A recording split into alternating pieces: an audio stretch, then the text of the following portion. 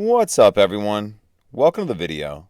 Today we're going to take a look at how to reset the oil life after an oil change on a 2022 Nissan Pathfinder.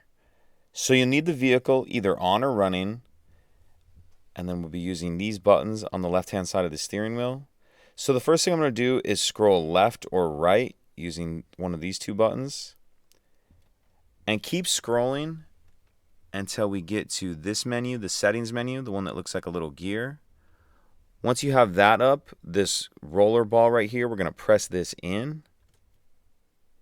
And then I'm going to use this ball in the middle here, roll it down, and keep scrolling down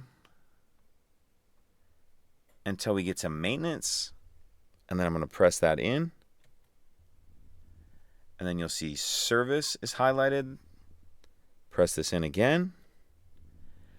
And it will show you how many miles are left until the engine is due. As you can see, this one isn't in need of it, but we're still going to go through the reset procedure. So once we have this screen up, we're going to press this in again.